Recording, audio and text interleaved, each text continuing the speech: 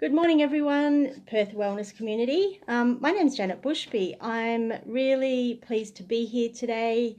I'm fairly new to this group, so thanks for the opportunity to jump on and chat about a really relevant subject and something that I think maybe we're not really aware of that plays out in our life, but it absolutely does, and that is soul loss. So I'm going to be talking about soul loss, soul and soul retrieval, and how that affects us in our day-to-day life. So soul loss is something which occurs when we experience a pain or a trauma of some description. So this generally can happen in childhood. So think of the child who has lost a parent, or there's been a separation, or perhaps the child's been abused in some way. What happens is that when that pain is experienced for the child in that moment, the pain is experienced through the physical body. So because the pain is so intense in that moment, and the child can't bear to feel the pain and doesn't know how to process the pain, what happens is the soul leaves the body. And what that means is that it's like there's a little fine thread, and I guess the soul becomes a little bit like a balloon floating out. It doesn't leave the body altogether, but isn't present in the body anymore. So when we talk about being present and being grounded, that means that we are fully present in the body and we aren't outside of the body. Now, if nothing happens if no one comes to that child who's been traumatized or abused in some way, or has suffered a loss in some way, if no one comes to that child and helps them to process those feelings, then the child can remain not intact with the body. And this can even occur as early as birth or pre-birth. So if there's trauma that's happened pre-birth, perhaps there's some kind of pre-birth trauma happening, or even some trauma happening between the parents, the soul will already know that it's not safe to fully embody. So the soul will remain on the outside of the body. So what needs to happen at any stage in life is that the trauma needs to be resolved within the physical body. Now, we hold the trauma in the body energetically. It can often look dark and murky. It can feel heavy. And until the soul witnesses that trauma has been resolved and been able to be released, it won't feel safe to come back into the body. Now, what happens throughout life is that if a particular trauma that happened early in life hasn't been resolved, an overlay or an imprint of that memory will continue to come up in life. So we'll re-experience it as a trigger. We'll be triggered by certain events that play out around us, and that is what it is it's a calling, it's a reminder and a calling for the soul to be able to come back into the body. That's the longing that the soul has, that we all have, is to feel that feeling of connection, of groundedness, and feeling safe within the body.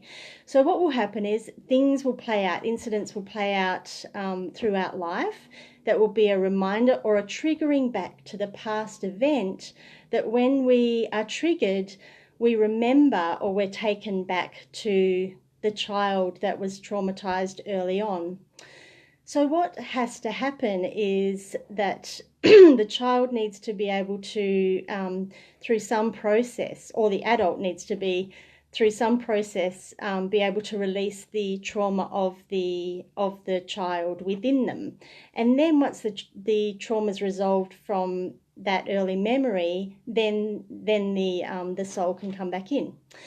Now, it doesn't always just occur in childhood, these kind of traumas, and I have a story to tell you about a friend of mine who, through a separation, had to move house and leave a house that she really, really loved.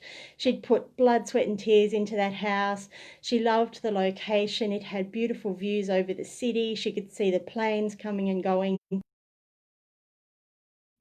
through a separation, she had to leave that house. She'd renovated it and she had it exactly the way that she wanted it.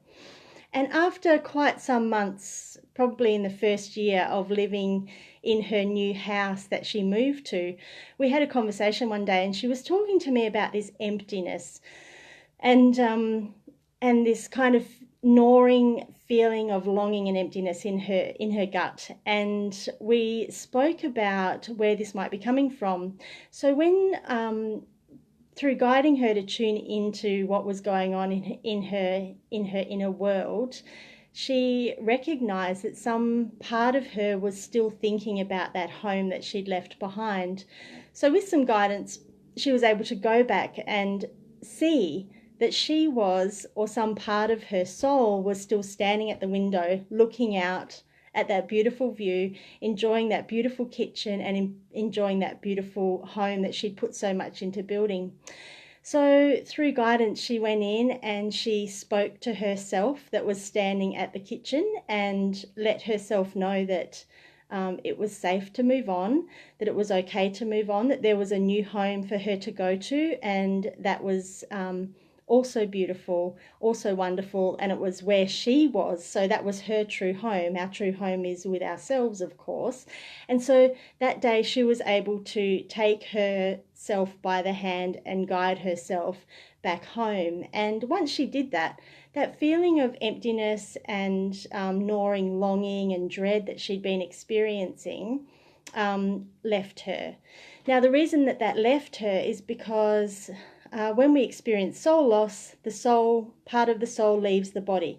It's quite commonly in the belly or in the heart, and we're left with a feeling of emptiness, or what you might describe as a void. So that void is a place within us where part of us previously has left. So when we call ourselves back in, we fill the void, or we fill that place in ourselves where something has left. Now, to do a soul retrieval, we can simply get quiet within ourselves and see what we're feeling, and then ask to be shown, where is it that the part of me has been left behind? And it's very, very common, particularly when we have left a home and we've moved to a new home. It is quite common to leave a part of ourselves behind. So, and the other very, very common one actually is when we leave a country. So, say we've moved from England to Australia, or from New Zealand to wherever it might be. It's very, very common to suffer soul loss when we move from one place to another, because a part of ourselves that still loves that place wants to be left behind. The other place that I do see a lot of soul loss is through drug use. So when the person is experiencing the high, the soul tends to leave the body. Unfortunately, this leaves us very open to psychic attack of all kinds. So that's a subject for another day. It's a whole other subject. But now what you can do is then, like I said, ask to be shown where the part of you is that's missing, and you'll probably just be shown back to a memory. You'll go back to a memory, and then you can simply place your hands on the heart and call your name, or say your name 3 times out loud, and ask that part of yourself to return home, letting them know that it's now safe to do so. So that's a little process that you can do if you feel like you might be experiencing some kind of soul loss. So this is the kind of work that I do. It's inner child kind of work, or that takes you back to that time in your life where you've experienced some kind of trauma, and that part of you that has experienced the trauma needs to release that trauma and come back to joy and return back home to the body, calling yourself back home into wholeness and fullness, and a recalibration, a reintegration of all parts of the self, so that you can come back to wholeness and joy and experience life in this moment, in the present moment, instead of being stuck in the past somewhere. So if you're wondering if you might be experiencing soul loss of some kind, it can be, like I said before, you might have feelings of emptiness or a void within you, feelings that might not be comfortable, a feeling of dread that's coming up that you don't know where it's coming from, or anxiety or even depression.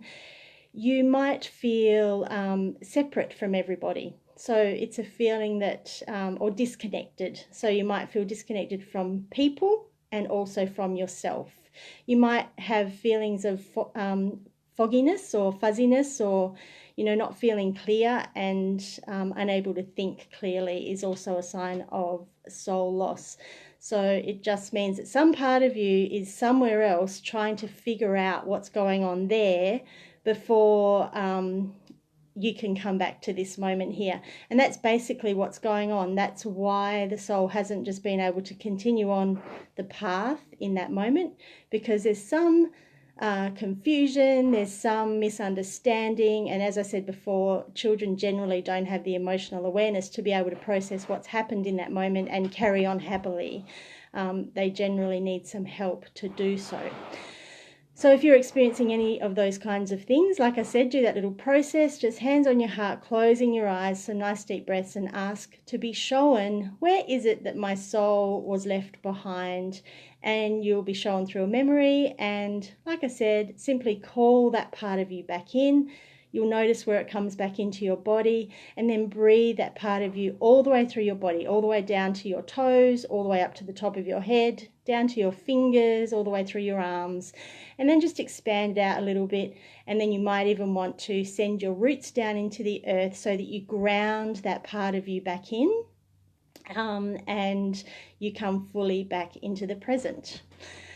I hope that's been helpful for you today. I think that's all I've got to share on soul loss and soul retrieval. And if you want to get in touch, of course, you can just click on my name and find out what work I do around soul loss and soul retrieval. It's been really great being here today. Thank you so much for listening. I'm Janet Bushby, and bye for now.